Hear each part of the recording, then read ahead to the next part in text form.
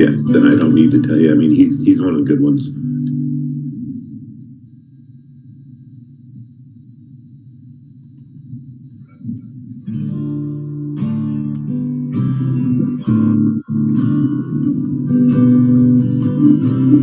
Okay.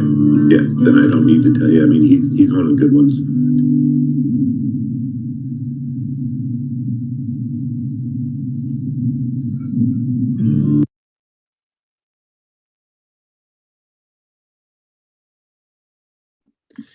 Yeah, okay. So I think that was some weird Mac thing when I was talking on my phone. It was doing weird things to my microphone. So lesson learned, never talk on the phone while on Zoom. Good morning, Chris.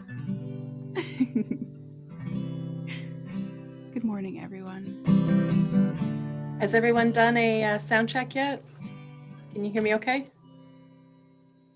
Okay, thanks.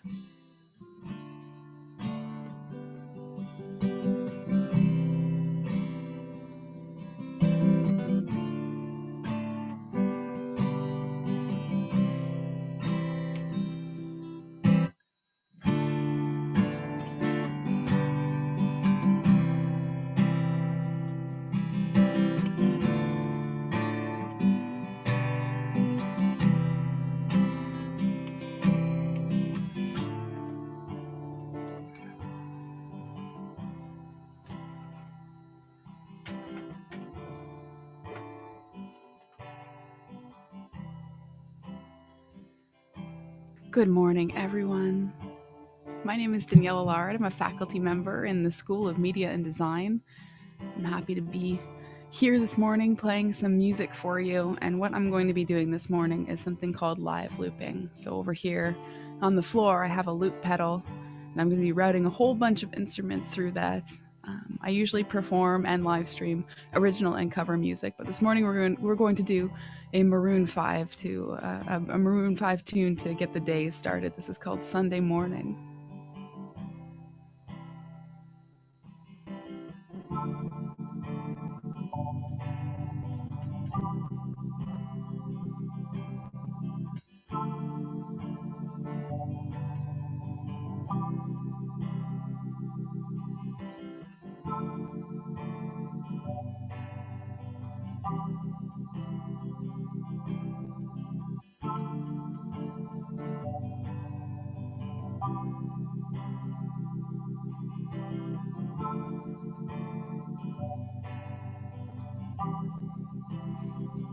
I know it's quite early in the morning, but if you have something on your desk that resembles an egg shaker or something you can just shake along, maybe it's a mug full of paper clips.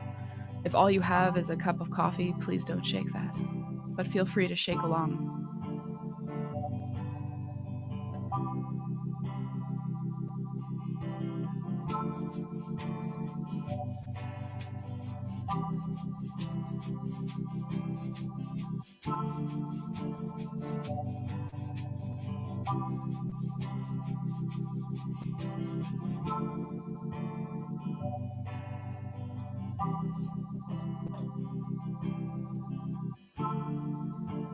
And now we're going to move on to some bongos. If you have bongos, that's great. You can also play along. If you have a pet nearby, you could also play along.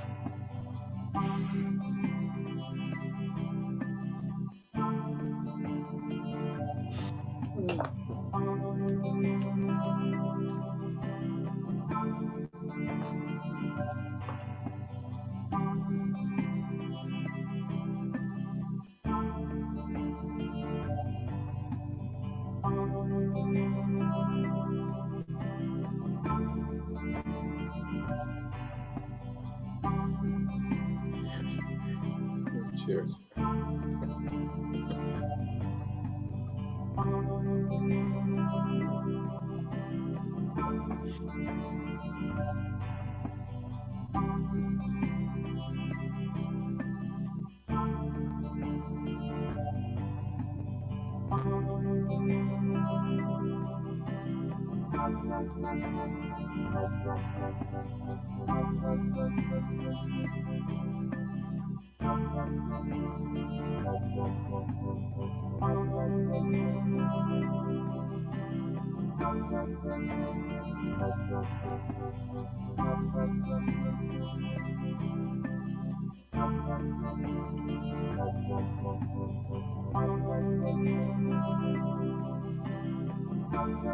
Sunday morning rain is falling.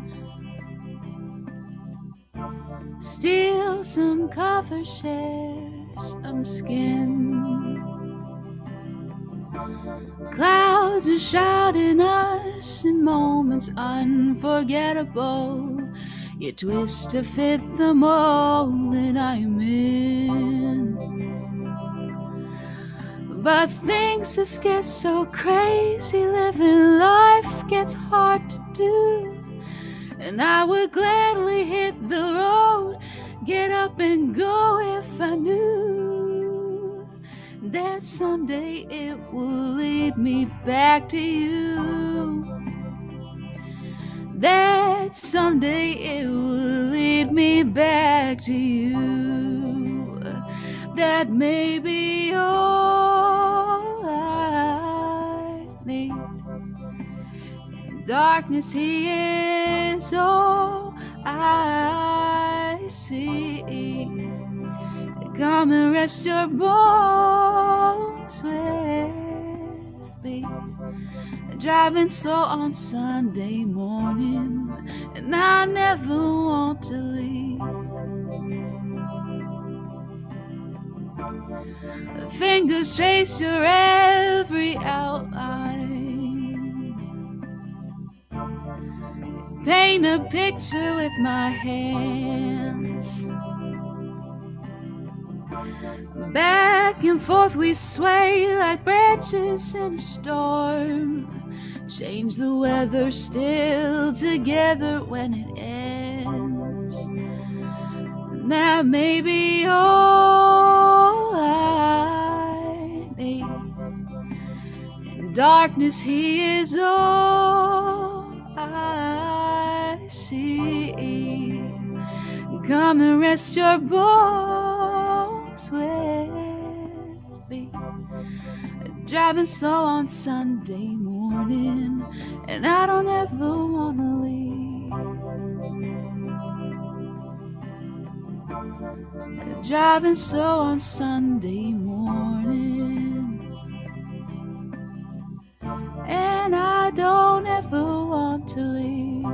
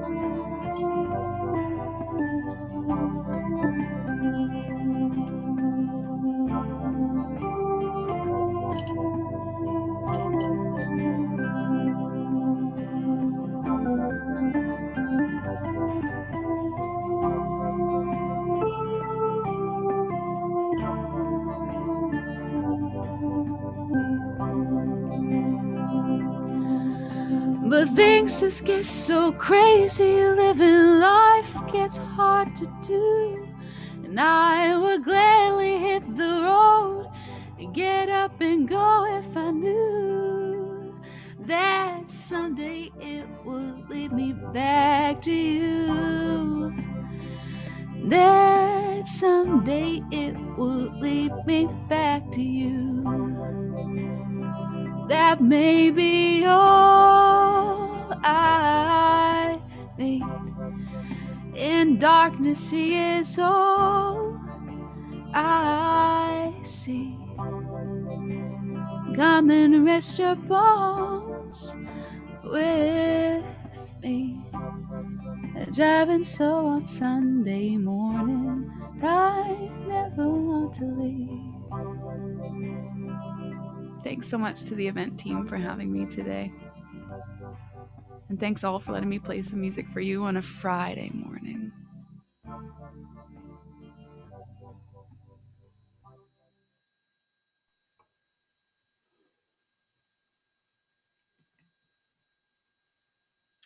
Well, that was pretty awesome, Danielle. Very Thanks so mellow. much, Claude. Very mellow. You know, it reminded me a little bit of Mazzy Star. I don't know if you know the group. No, but I'm going to have to Google that immediately. Oh, you don't know Mazzy Star? All right. Okay, look him up. Yeah, I don't know. I think it was the xylophone in the background there that just reminded me of that. So thank you very much, Danielle. As so much, always, such wonderful music to get us in the right mood for our town hall. Particularly mellow this morning. It was really awesome. All right. Thank you very much. And welcome, everyone, to our first town hall of 2021. And with our music to introduce ourselves. I see the numbers are still climbing. We're still bringing in some folks into the town hall, but we do want to get started because we have an hour this morning for our time together. So we'll go ahead with the town hall. My name is Claude Brûlé. I'm your president. And as always, we'll start with our Indigenous opening, and I'd like to have Ron come on stage now and do his opening. Ron, over to you. West Lee. That just means good morning. Tiganadasa Niingets. My traditional name is Tiganadasa, and what that means is two towns coming up. And I think most of you probably know my English name is Ron, because it's on my Zoom slide. But I also have the pleasure of serving as the Vice President, Truth, Reconciliation, and Indigenization here at the college. I'm going to do this just a little bit differently today. For the moment, I'm just going to share my screen for a moment. And Claude, can you see the ladder here? I can. All right, so in the community that I come from, when we get together to do something important, when we get together to host a community meeting or perhaps a wedding, things of importance, we always do a Thanksgiving address or an opening. And in my community, that's a very specific thing. And so this morning, what I'd like to do is to just acknowledge our Mother Earth.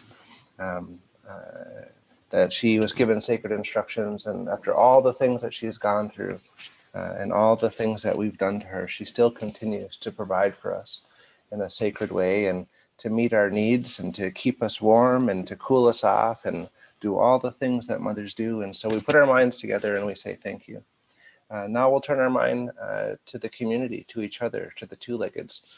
For we also were given sacred instructions, and we put all those people in our minds, and we thank them, and we put those thank yous, we throw them far into the four directions.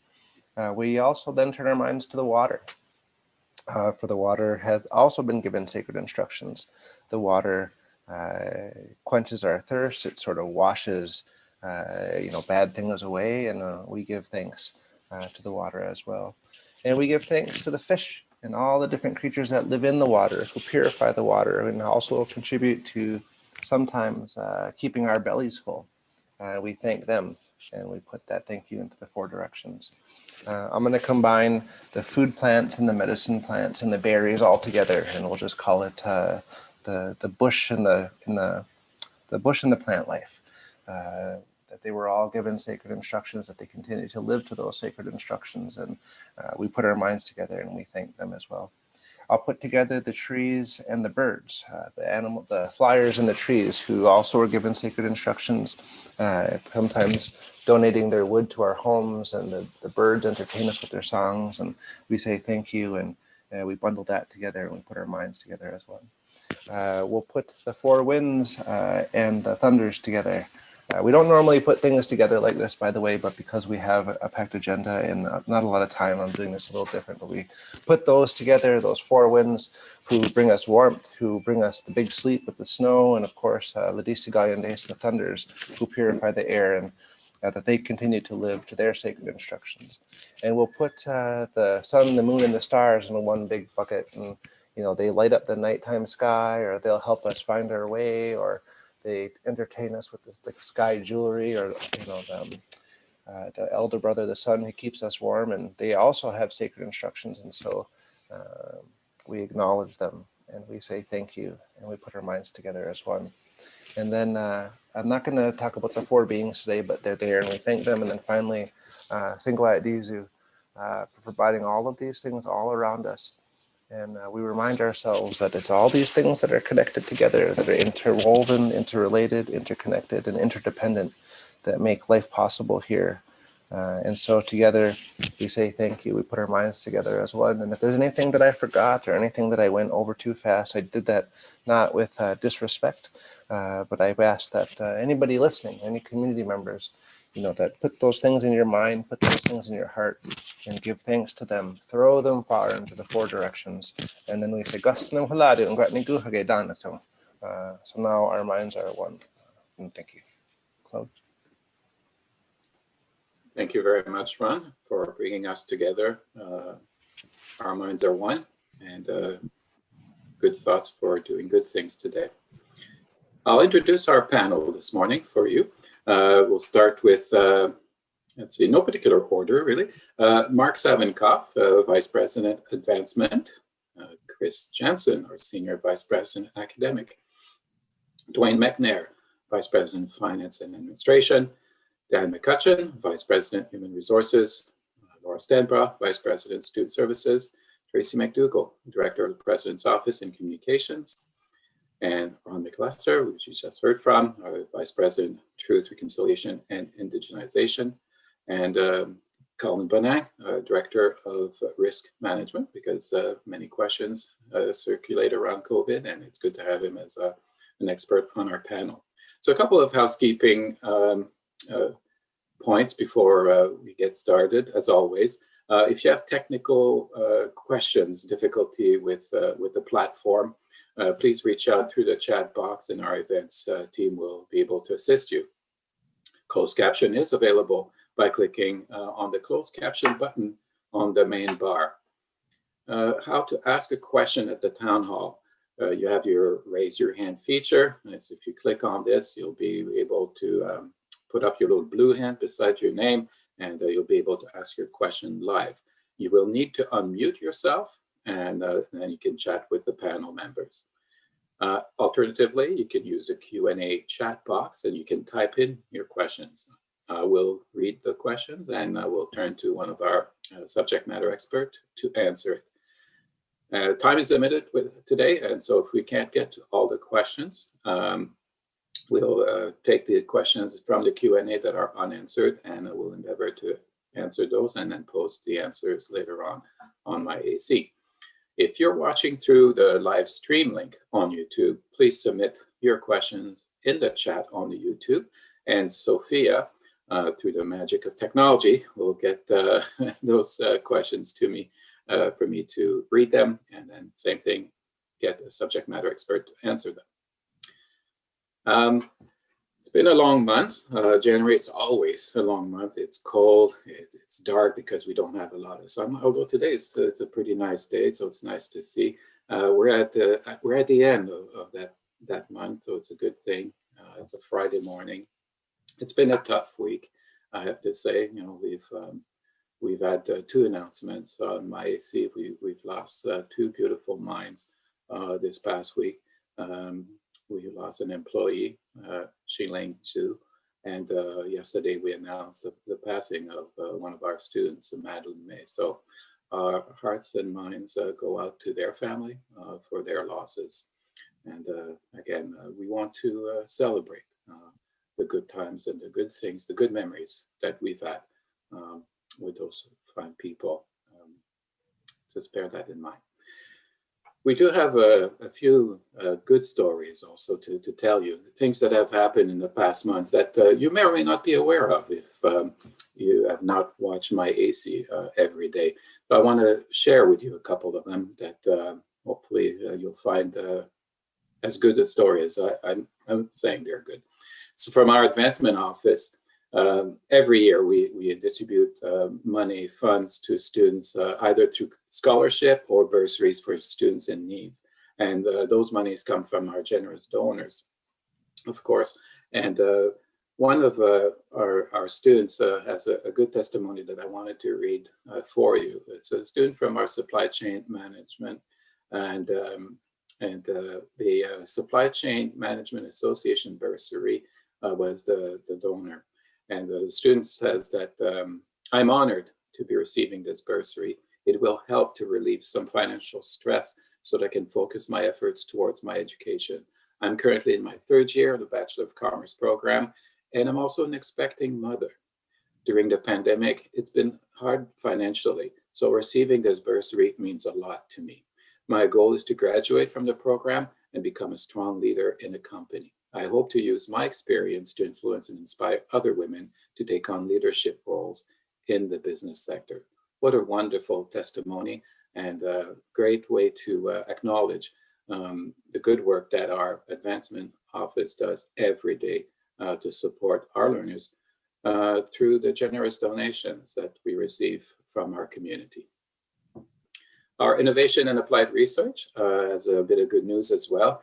Our Social Innovation Lab, otherwise known as SLIDE, has been named a finalist in Amazon's City on a Cloud competition. The annual competition is hosted by Amazon Web Services, otherwise known as AWS, and the company Intel, that's the high-tech company. And it aims to recognize today's leaders in innovation. So congratulations to our SLIDE team. That's a long ways away, but you may remember we did AC Day 1 back on Monday, January the 11th, and we had over 2,000 students participating. They heard from their very helpful faculty and connected with their peers, and we're most grateful to receive knowledge, tips about the tools they'll need to be successful in their program of study. So well done, everyone. We also held a virtual open house again. And we had over 60 Zoom rooms. Approximately 200 presentations were delivered from departments, schools, faculties across the college, all focusing on our next generations of learners. So thank you for coming together as a community. The event attracted over 2,000, well, it says 2,024 registrants to be exact. So a great success for virtual open house. And finally, I'd like to recognize some OCASA award recipients. That's a provincial association of administrators, and two of the recipients were from Algonquin College. Winner of the OCASA Emerging Leader Award was Penny Dockrell, and the winner of the OCASA Doug Light Lifetime Achievement Award was Diane McCutcheons. Congratulations to both Penny and Diane. My next segment, I'd like to talk a little bit about upcoming events, just briefly for a minute. Next week, we have a series of events called Taking a Stand, Disrupting Black and Indigenous Racism. A number of events are being planned for that, and I hope you'll be able to participate in some of them. We also have our SIS, that's our Student Information System project launch on Monday, February the 8th. And I think that's been announced on MyC, but I'm sure we'll be posting that again. So watch for details on my AC. Finally, I'm excited to introduce a new event for our college community. It's called AC Engage. And this event is designed with you in mind, using the themes of inspire, share, celebrate, and connect to determine and shape the content. It's building off our AC Vision framework that we're familiar with, that we do in every August. AC Engage will aim to bring our community together to connect and be together, learn from one another, and engage in as best we can during these challenging times. And we have a video for you that we'd like to roll.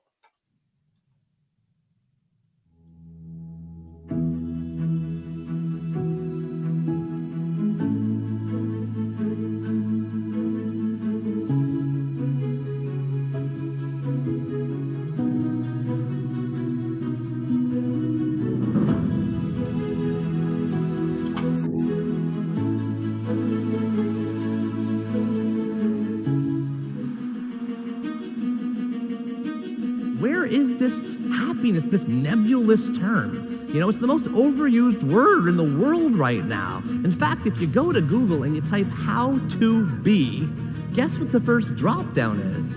Happy. By the way, number 2, 3, and 4 are rich, pretty, and real estate agent. No wonder there's this big happiness industry. We want it more than anything else, but it ain't that easy to find. There's a Harvard MBA, a New York Times best-selling author, award-winning blogger, and one of the most popular TED speakers in the world. Good afternoon, everybody. Neil has spoken to hundreds and thousands of people all over the world. He spent a decade as director of leadership inside Walmart. And his work has been seen everywhere from CNN to BBC. The list goes on and on. What a joy this is to be at Google today.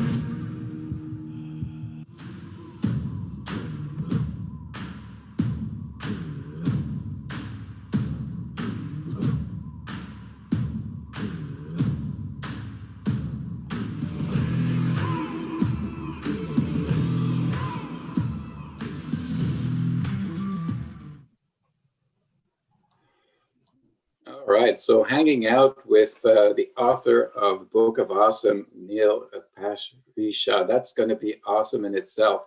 So we look forward to engaging with you at AC Engage, and that's coming up on Tuesday, the 9th of February. Wonderful event that, kudos to our events team for putting this together. And it's going to be fantastic at a time where we really need something like this.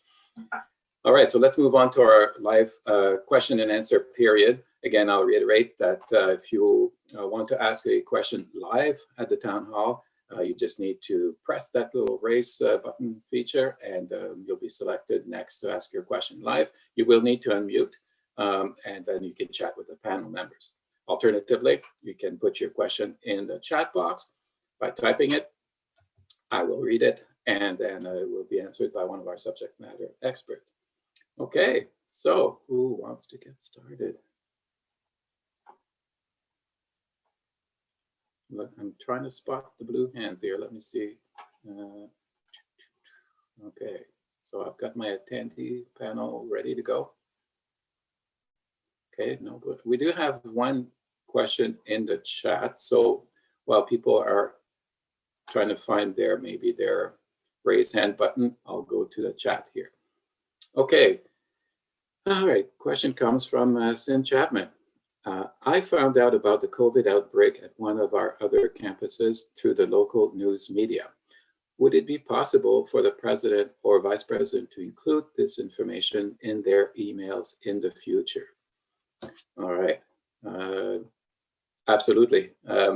We have had a number of conversations about that particular outbreak, and I believe we did communicate about it. It may not have been as timely as perhaps what came out in the news. And we'll endeavor to do better on that in the future. But I do want to give a bit of time for either Chris or Colin to speak to that. So I'll turn it over to our experts. Colin, you've got your mic on. I just perhaps to add to that, Claude, if I recall correctly, that news was breaking on a Sunday afternoon, and the regional county or Renfrew County District Health Unit had prepared their press release on a Sunday afternoon, and certainly that would have been public on the Sunday afternoon, which I do believe you're correct. We did. Following on that, during the week, we did include it in some of our communications. Yeah, so it was more of a timing maybe issue. Yeah. Yeah. Okay.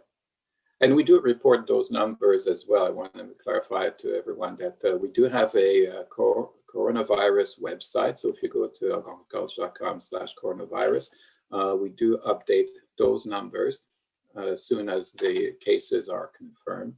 And you can go to that webpage as well for latest information. Chris, I don't know if you want to add anything to that. No, I think that covers it off. I think the main challenge was timing, and we can try to be more prompt, but in this case, when the news came out on a Sunday, it was difficult to get ahead of it. Okay. All right, thank you very much. I'll go next to Judy Purett. You have your hand up. Go ahead, unmute yourself, Judy.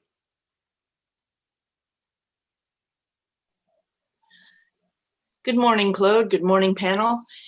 I wanted some clarity based on the presentation that was delivered on Tuesday. Summary was posted on MyAC by David Goodis about privacy and about privacy in this day and age. One of Goodis's recommendations was to not record lectures unless necessary for student evaluation, and another method is not feasible. And we've been asked several times, if possible, could we record lectures to support student success? I'm wondering what our direction is supposed to be here. Okay. Chris, would you be able to provide some direction on this for Judy? Sure. I can give it a start. The privacy concern is one that is been discussed ever since we began going to our emergency remote back in March, a lifetime ago. And it has evolved and changed over time. And one of the complicating twists is, of course, the fact that we have international students who are beginning their studies from their home countries. And so in an effort to try to meet the needs of those students, we have suggested that one possible way of doing that is to record the lectures and make it so that these opportunities are available asynchronously for those students, some of whom are 10, 11, 12 hours time different from us. But recognizing that the privacy of both faculty and students is at a challenging time, it is. Sorry, and I just distracted myself trying to read Trina's comment at the same time.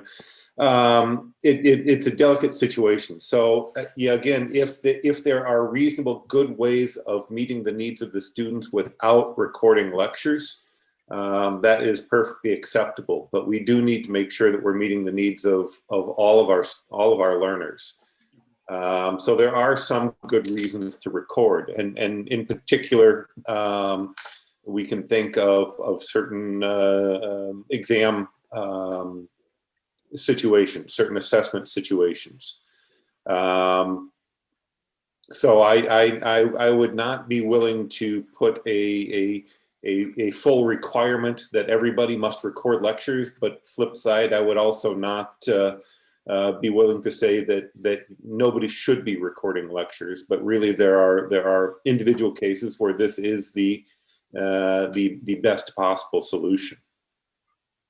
I realize that's not a firm directive answer, Judy, and I guess I'd ask if you had any follow-up to that.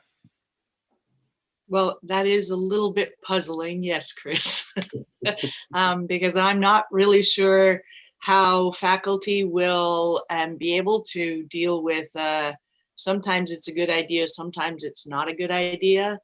You know, I think most of us deliver content that is critical to course learning requirements, that is program driven, that has been carefully designed and planned. And, you know, we have various quips that we respond to students who ask, did I miss anything? Yeah, you missed stuff. It was a lecture, right? It was an important class. We did engaging activities to support your learning. So I'm really not sure what kind of guideline we can provide to faculty who come to us and say, hey, look, top security advisor here who warns that don't put up your lectures, don't record your lectures. Like it's confusing. Well, I don't know that he fully said don't record your lectures. I think he also acknowledged that there were good and legitimate reasons to record the lectures. And that's the point that I'm trying to make, is we need to be sure that we're meeting the needs of the students. In your statement, you had said that you know, that a great deal of effort goes into preparing these lectures, and they are valuable to the students. And if that's the case, yeah, I recognize that we are in rather strange times where we have students that are in significantly different time zones, and I am simply asking that faculty take that into account and make sure that they are meeting the needs of those learners as well as those that are in the same time zone. So if there is a way to do it without recording the lectures that truly gives those students the valuable learning experience, great. Don't record the lectures. But it's a case-by-case basis, and it depends on the nature of the course, depends on the nature of the student body and the activities that are being undertaken. Okay, thank you very much, Chris.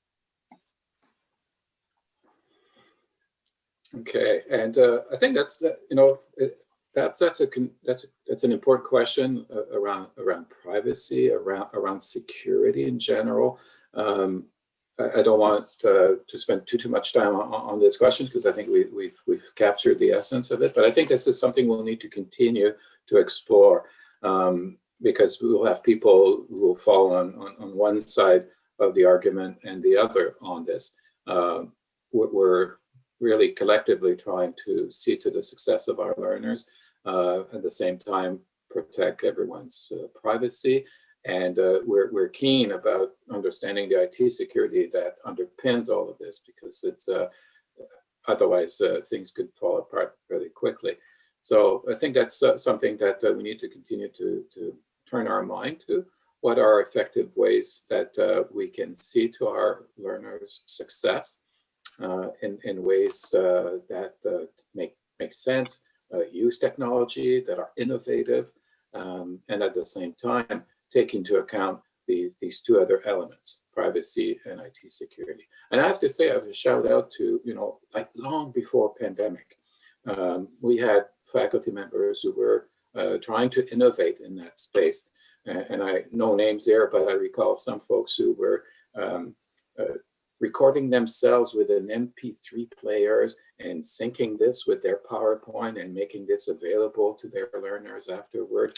And we had this room in the corner, I call it Four Corners, where we would broadcast some of our nursing programs, and through a media platform, media server, we would record those and make those available to our learners. So I know that people have been experimenting with this, and I would encourage continued exploration and innovation in that space.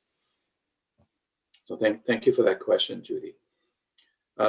All right, I'll go to Eric Marois next for a live question, and then afterward we'll go to a Q&A question. Eric, if you can unmute yourself. Good morning, Claude. Good morning, everybody. It's more a request on behalf of the other than full-time faculty.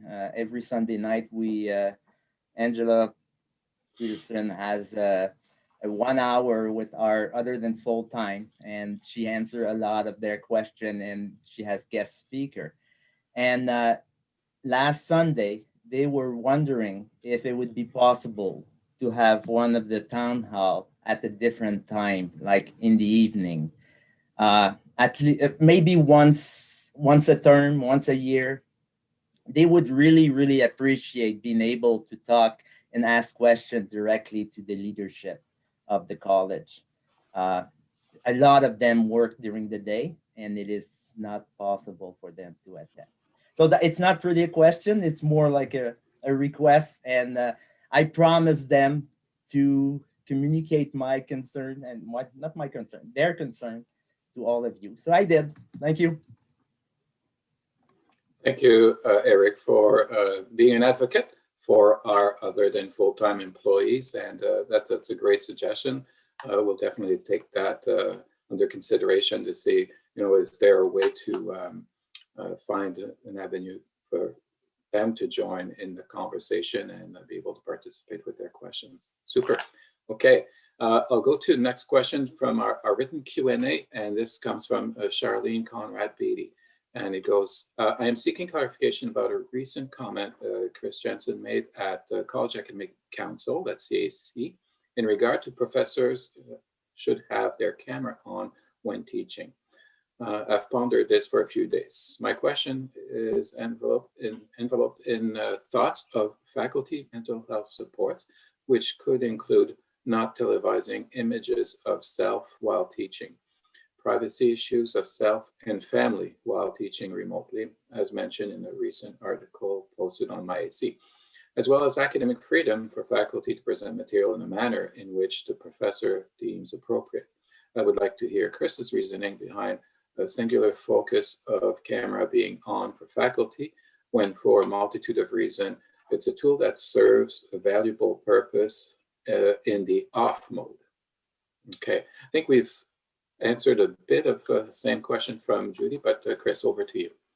Sure. Yeah, and again, it gets back to my comments around making sure that we are providing the best possible learning experiences for our students.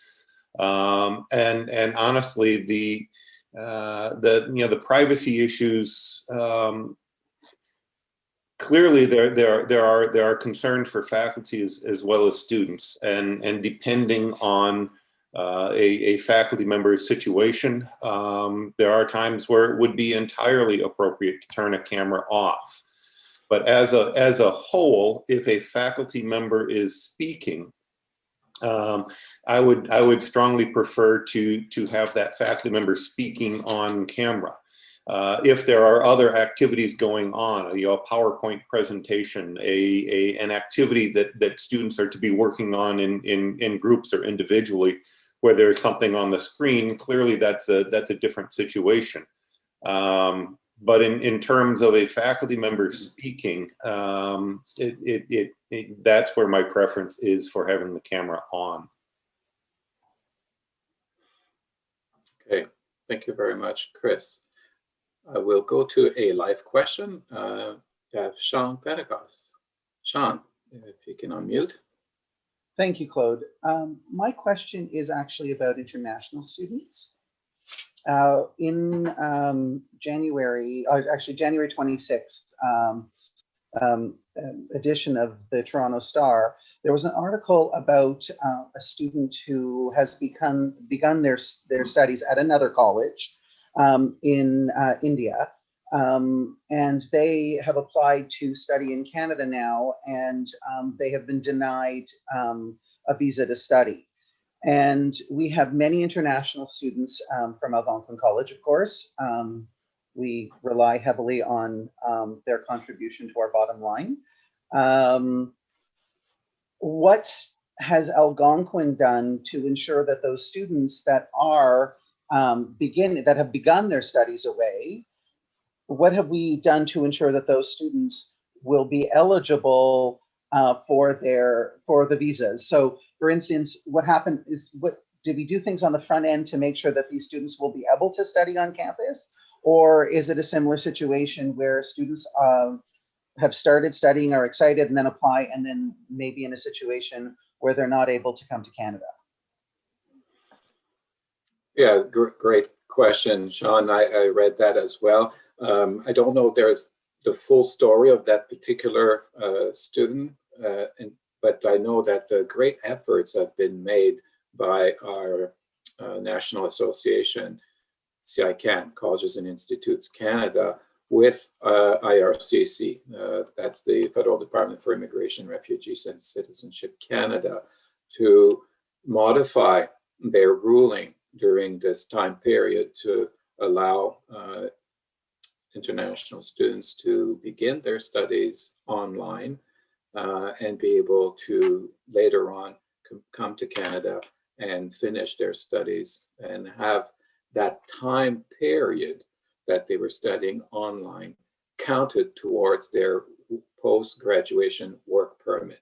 And that's the piece that was important, because a lot of international students come to Canada with the hope to settle here, to at least have a period of time where they can work. That is important to them. So if that period of time is shrunk because the online period isn't counted, it really defeats the purpose for them to have a good stay afterward with that work permit. So those efforts were put in place to advocate. They were successful. And I don't know where that particular case falls in. Is it a case where the students completed all of his studies completely online and is now looking to come to Canada and requesting that work permit? So I don't know the full story there on that particular case, but I know we've made sure our international students are aware of the new interim rules that have been put in place and agreed to between CICAN and IRCC. And so far, we're working within those bounds. I'll turn to Chris if there are any additional particulars he can convey. No, Claude, you've covered it off well. I don't know that I have much to add to that, other than the comments around the study permit itself is something that we don't control, and there's been a great deal of advocacy for streamlining that process. And frankly, IRCC's change in the rules to allow students to begin their studies in their home country is a really wonderful change to that process. It's also not a permanent change. This is a response to the pandemic, and it is something that IRCC has indicated they do not intend to extend beyond the pandemic. So this is a short-term situation. Does that answer your question, Sean? Yes, thank you. I was just thinking from a public relations perspective, if that was my concern, right? If we end up in a similar situation, it doesn't bode well for the colleges. So that's why I wanted to ask. Thank you. Okay, you're welcome. Okay, we'll go to a Q&A written question. This one comes from Jay Timms. Recording is also an accommodation/disability related option and feature. As well, we can all record anything coming across our devices. Okay, so I'm not sure if that's a question in itself or more of a statement. I do know that our Center for Accessibility, our CAL Center, provides certain accommodations for some of our learners in order to record so that they can consume that recording later on for their own purposes in order to accommodate them and any learning challenges they may have. So that's very true. We have those accommodations now. So there is that option for those learners. Again, this topic of privacy and information security and recording of lectures, I think is something that we'll need to continue to unpack and get greater clarity for all of us.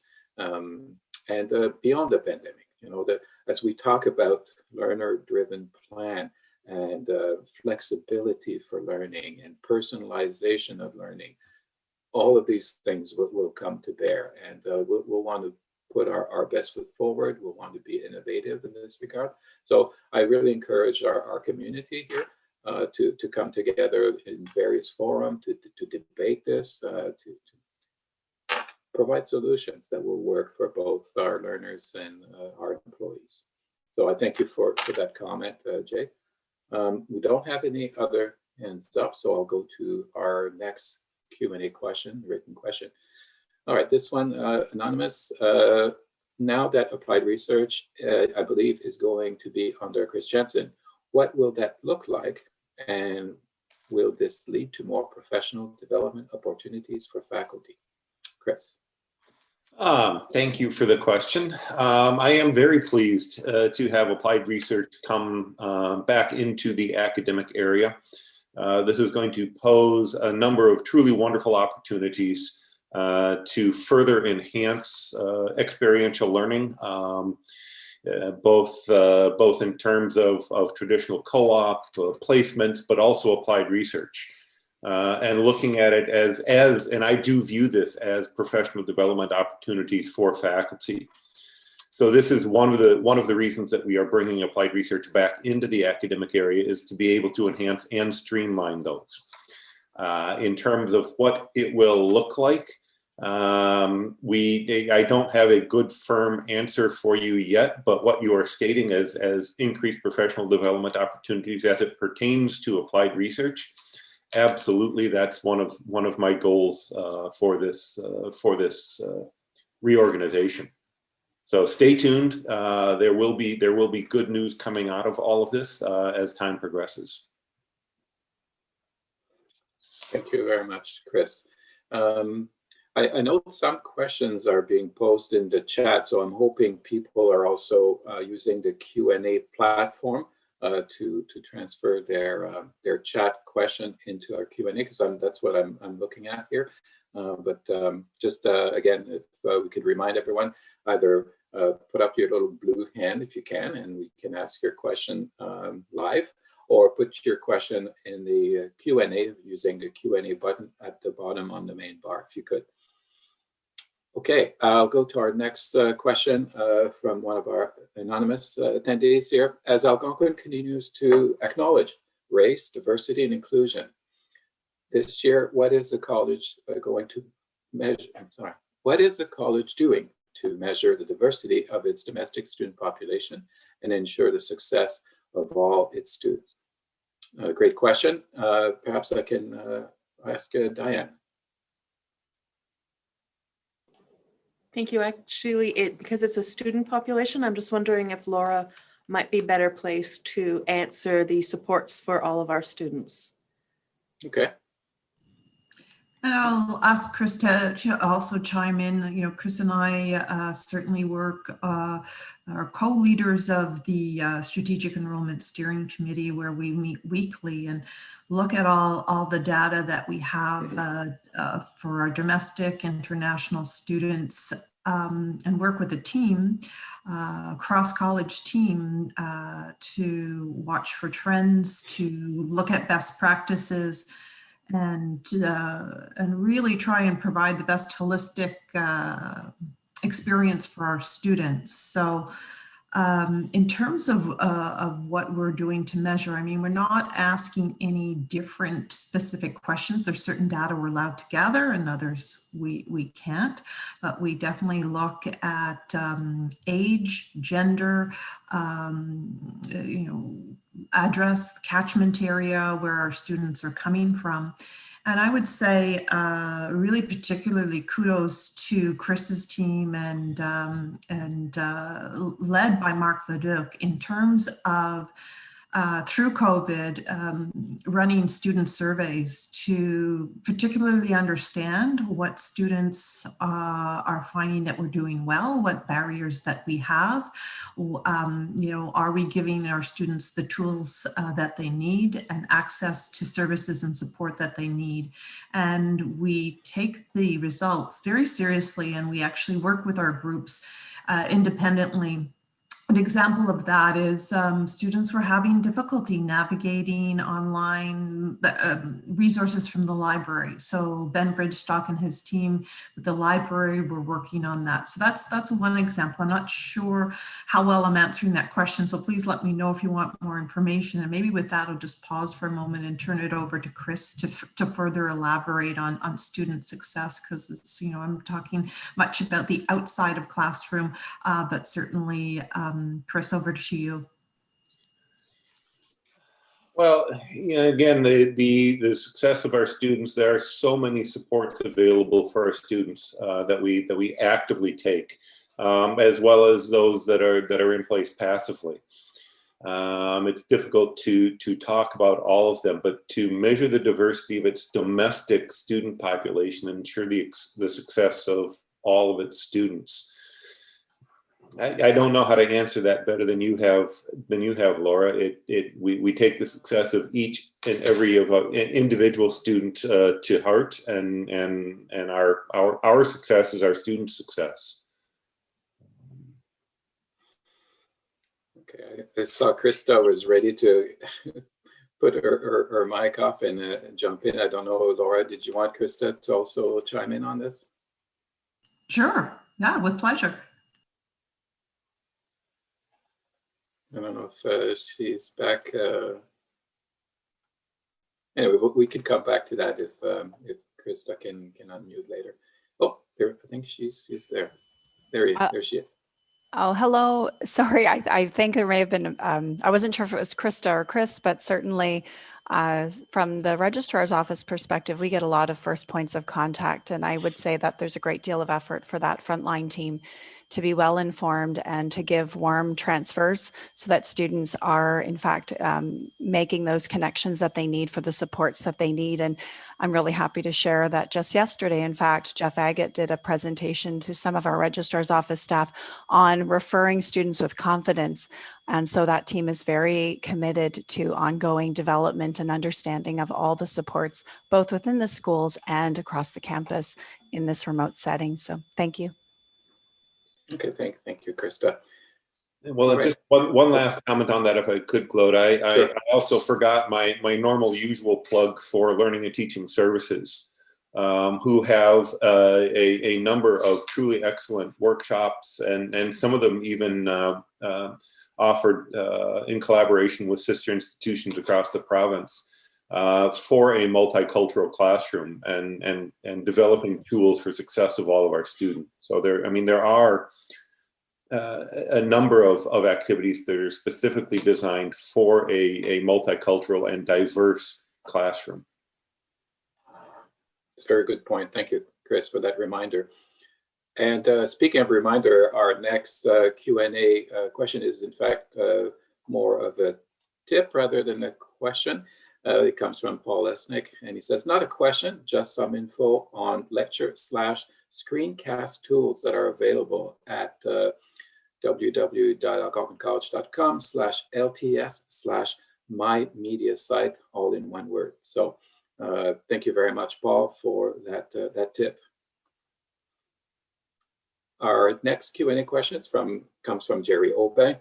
As we continue our remote delivery in many schools, can you please confirm that we faculty have the latitude to deliver our material either synchronously or asynchronously, or both, as we deem appropriate?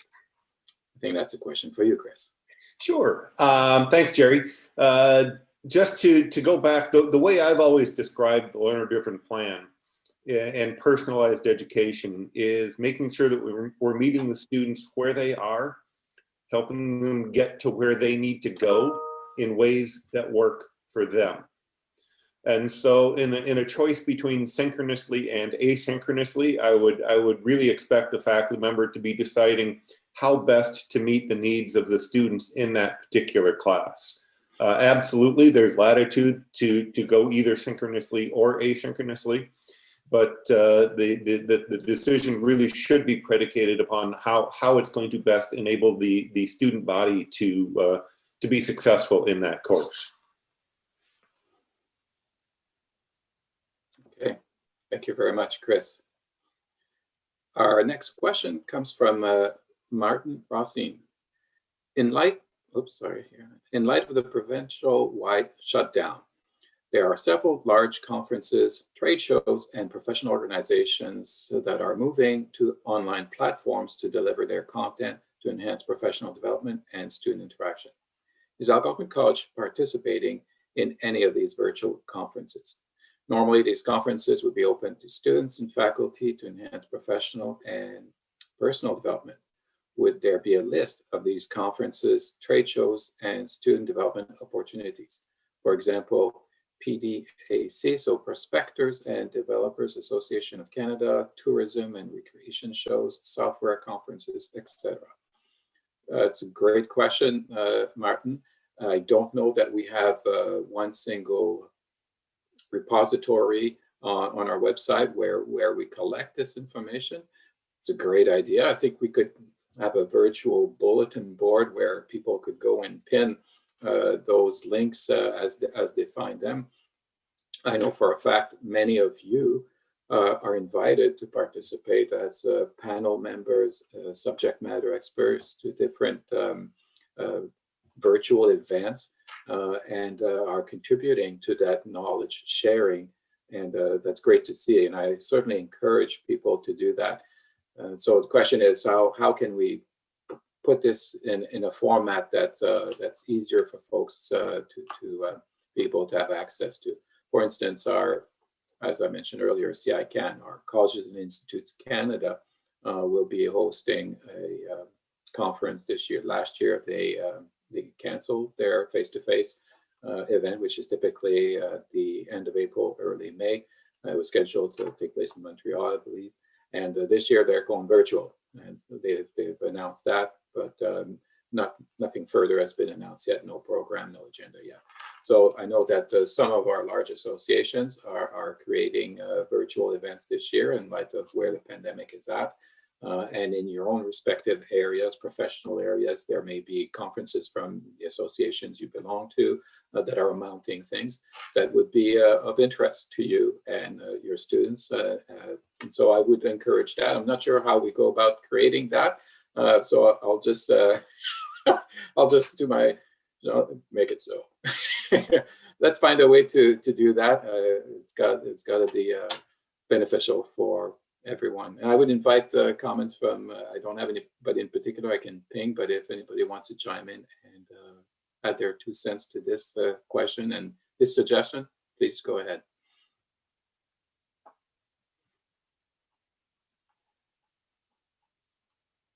No, nobody's got a, okay, everybody's going, do I have thumbs up from the team there? I can throw something out. It might be something that we can look at for MyAC. Maybe we have or on our website, maybe we have a tab or something for conferences that everybody can go and look at. Okay. I'll talk to my team and see if we can figure something out. Sounds good. Awesome. Thank you, Tracy. All right, we've got, oh, little blue hand just popped up and then it went, no, there it is again. Okay, Jonathan Holmes, go ahead. You have the floor. Yeah, I was just actually just going to add to that point about just the events. The recruitment team, even though we're a very small but mighty team, we have just been like inundated with these events. So I can definitely assure you the big ones we're not missing.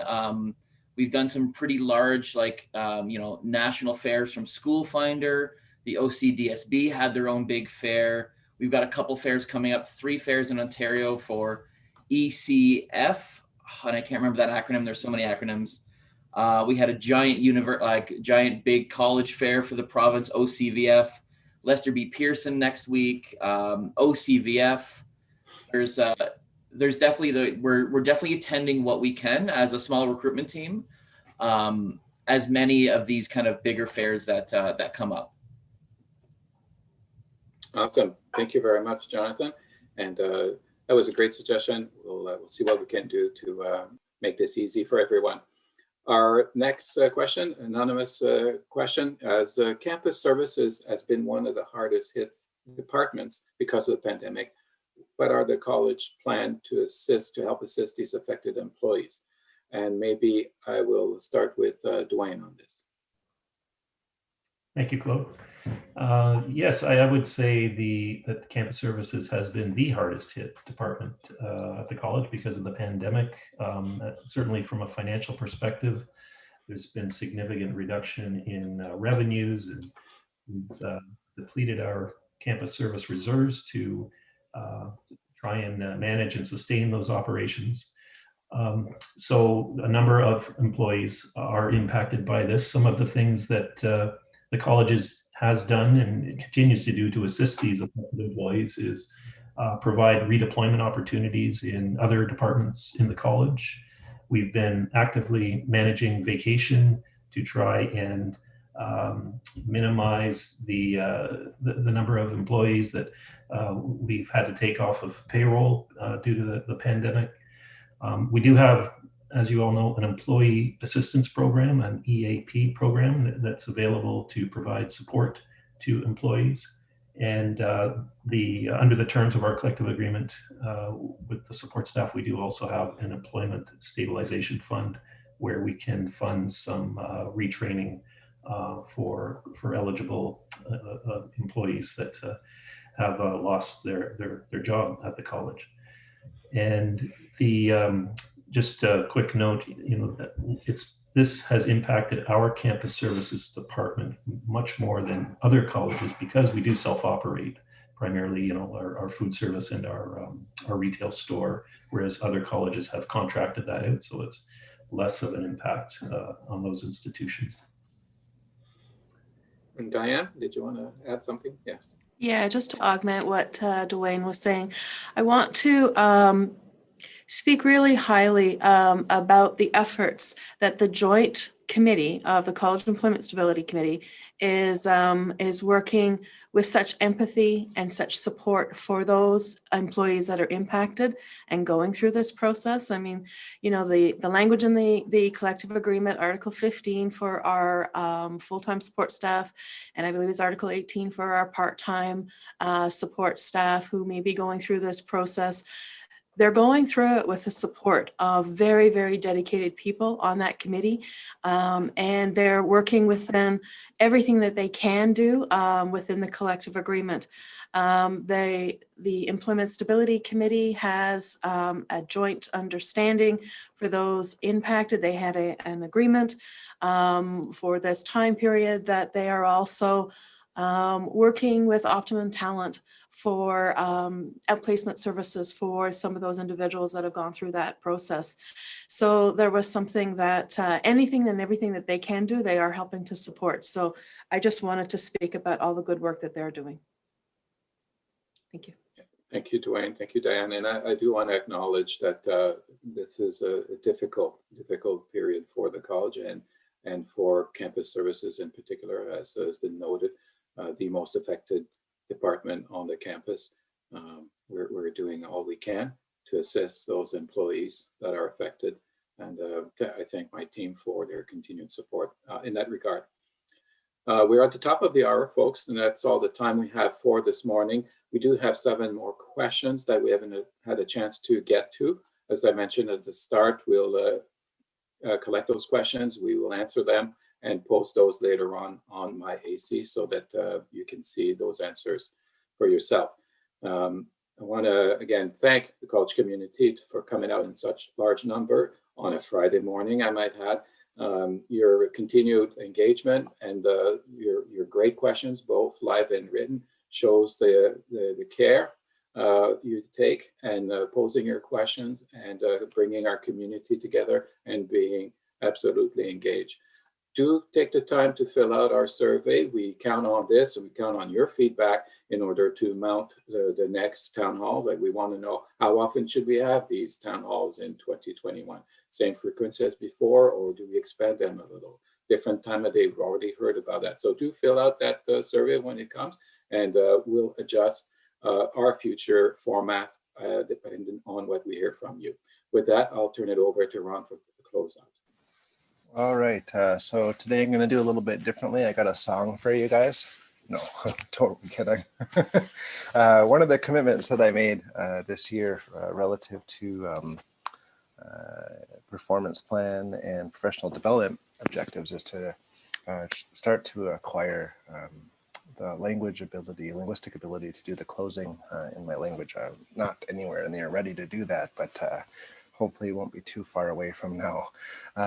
So what I'll say is that the spirit of the closing really does 3 things, and I think about our college wampum belt when I put this in my mind, and I'm hoping that maybe you'll see that belt in your minds as well. So first we acknowledge and call upon our ancestors for all of the struggles, all of the work, all of the sacrifices, all of the things that they did in order for us to be who we are and where we are, and to have the ability and the freedom to do the things that we do. Then we acknowledge each other, everybody who is at this meeting, whether or at this organization, whether they're at the meeting today or not, and we acknowledge all the work that they do, all the time and energy and ideally good-mindedness that gets pushed into our work for the population that we serve. And then finally, we think and we talk and we acknowledge and we plan for what in the language says or means those faces that are yet to come, or those ones who are coming up. Because after all, it is for those people that we are doing what we do, and they have a heavy burden to carry when it's their time to lead. And so when we started doing some of the community outreach at Algonquin and getting ready to build that wampum belt, what we were told about was this idea of Padabin. And Padabin, and this is not in my culture, but I was shared this teaching and did get permission to share it. There's a special time that happens every day, right? When the nighttime is just letting go, and dusk is just about to happen, they say. But there's a few moments that exist every single day, right when night is letting go and right when daytime is coming in. And there's some Anishinaabe people who believe in this idea of Padabin. It's the past, the present, and the future all coming together at the same time.